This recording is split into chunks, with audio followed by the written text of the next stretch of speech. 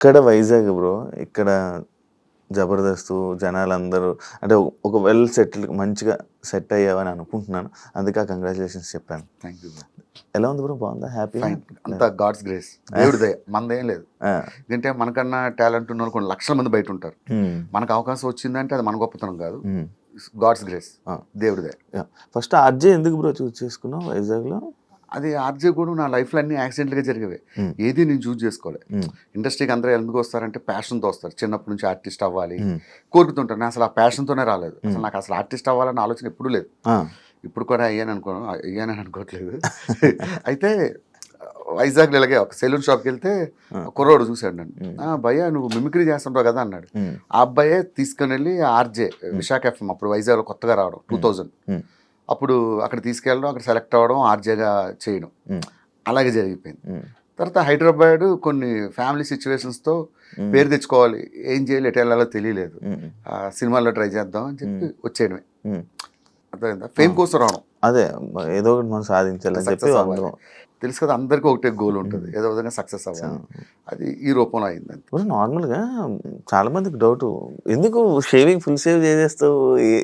ఏం చేస్తాం ఫస్ట్ ఇప్పుడు ఏమవుతుందంటే స్టార్టింగ్లో పాపం నాకు పరిస్థితి ఏంటంటే జబర్దస్త్లో లేడీ గెటప్లు ఇచ్చేవారు. మంచిగా గెడ్డాలు మీసాలు పెంచే టైంకి తీయించేసేవారు. సరే అన్నీ అయిపోయి టీమ్ లీడర్ అయ్యి గడ్డాలు మీసాలు పెంచుదామంటే అక్కడక్కడ తెల్ల వెంట్రుకలు వస్తున్నాయి. దీని వరకు క్లీన్ షేవ్ చేసుకుంటే ఏ బాధ లేదుగా. అందుకని ఎప్పుడు చేసుకుంటూ ఉంటావు బ్రో? ఎప్పుడు కాదు, షూటింగ్స్ ఉన్నప్పుడే. షూటింగ్స్ ఉన్నప్పుడు అదర్వైజ్ నార్మల్గానే ఉంటాయి. అంటే అప్పట్లో మన ఊర్లో డిఫెన్స్ వాళ్ళు క్లీన్ షేవ్తోనే అసలు ఏ నీట్గా ఉంటుంది. షూటింగ్స్ టైంలోనే క్లీన్ షేవ్ చేసుకుంటా, అదర్వైజ్ ఎప్పుడు నార్మల్గానే ఉంటా. ఓకే, అలవాటు అయిపోయింది కాబట్టి రేపు గడ్డంతో వెళ్ళినా కూడా ఆవిడ అంటాడు. నాకు చాలా ఇష్టం మీలాగా, మిమ్మల్ని అందరూ చూసినట్టు చాలా ఏర్స్ వస్తుంది. నేను మీసాలు గడ్డాలు పెంచినా బాగుంది అనుకుంటా, కానీ ఇప్పుడు నేను చూడలేదు బ్రో. ఎప్పుడు చూడలేదు. ట్రై చేస్తాను నెక్స్ట్. ఒకసారి మంచిగా ట్రై చేద్దాం బ్రో. అప్పట్లో నరేష్ని నువ్వే తీసుకొని రావడం, చాలా మంది తీసుకొచ్చావు కదా. మనం చెప్పకూడదు, వాళ్ళు చెప్పాలి.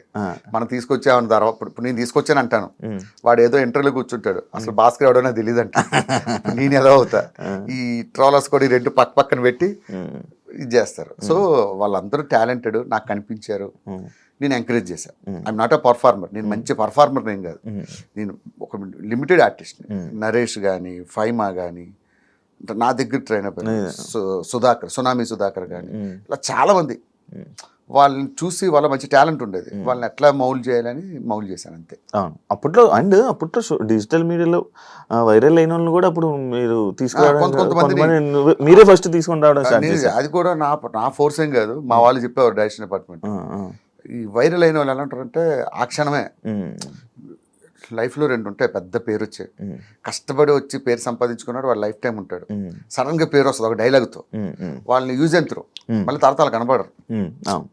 నేను చెప్పిన మా వాళ్ళు వినేవాళ్ళు కాదు. తీసుకురండి భాస్కర్ గారు, మీ స్కిట్లో పెట్టండి అంటే తీసుకొచ్చేవాడిని. వాళ్ళు ఒక ఎపిసోడ్ చేసేవారు, తర్వాత అడ్రస్ లేకుండా పోయేవారు.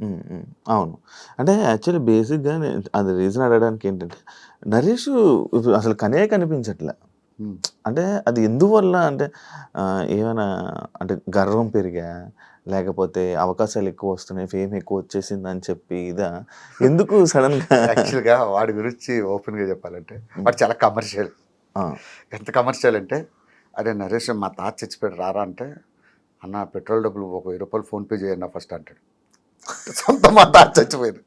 సో వాడి మెంటాలిటీ, వాడి స్టేజ్ అలాంటిది. సో వాడిని అనడానికి ఏం లేదు.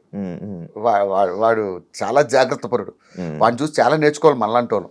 అవును, నేను ఇది కూడా విన్నాను. నరేష్ అంటే కమర్షియల్, అసలు ఏదైనా కమర్షియల్ అని కాదు కానీ జాగ్రత్త, ఇది కూడా విన్నాను. నిజమే, నేను అడగ రీజన్ కూడా అదే. నేను చెప్తున్నాను కదా, సొంత మా తాత చచ్చిపోయాడు రారా అన్నా కూడా పెట్రోల్ డబ్బులు ఎడతాడు.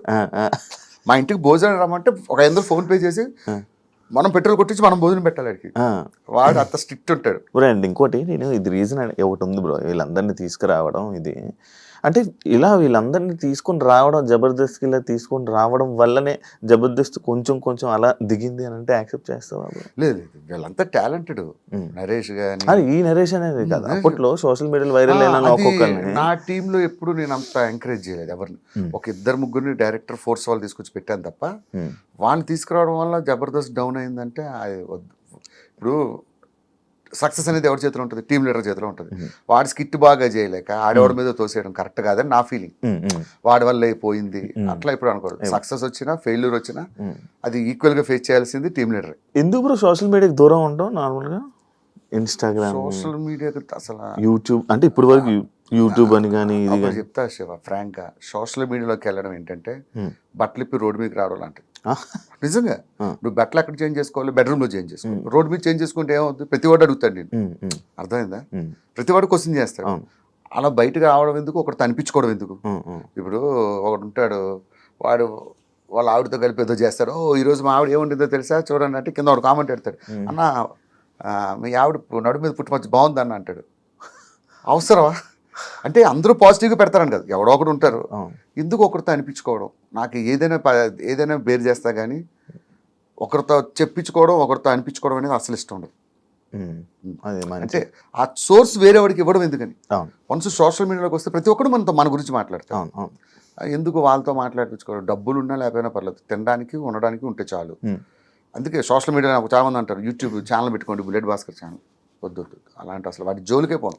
అంటే జబర్దస్త్ ఒక సెక్టర్ ఆఫ్ పీపుల్ చూడడం మానేశారు. అసలు జబర్దస్త్ అయిపోయిందా టైం అయిపోయిందా అని చెప్పి మానేయడం జరిగింది. దాన్ని యాక్సెప్ట్ చేస్తావా? ఎందుకు రీజన్? 100% ఎవరైనా యాక్సెప్ట్ చేస్తారు, నేనే కాదు. అది మనం జబర్దస్త్ పని అయిపోలేదు, ఇది అయిపోయినా గొప్పగా చెప్పగలరు. జబర్దస్త్కి ఇప్పటికీ మంచి ఫ్యాన్ బేస్ ఉంది. కాకపోతే సమ్ సెక్టర్ ఆఫ్ నువ్వు చెప్పినట్టు సమ్ ఏజింగ్ పీపుల్ కొంతమంది దూరం అయ్యారనే సంగతి కరెక్టే. అది ఇప్పుడు ఏంది శివ, ఇప్పుడు వచ్చి ఎన్ని సంవత్సరాలు అవుతుంది? 12 years. 12 years నాన్ స్టాప్గా సక్సెస్ అవడమే ఒక గ్రేట్. నా తెలిసి ప్రపంచం మొత్తం మీద నాన్ స్టాప్గా 12 years కంటిన్యూగా రన్ అయిన షో ఒక్కటి చూపించు, ఎనీ వరల్డ్ ఎనీ ఛానల్, ఒక జబర్దస్త్ మాత్రమే. సో ఆటోమేటిక్గా డౌన్ఫాల్ అనేది దేనికైనా ఉంటుంది. కాకపోతే దీనికి 12 years తర్వాత కొంచెం వచ్చినందుకు మనం ఆనందించాలి. ఆర్పి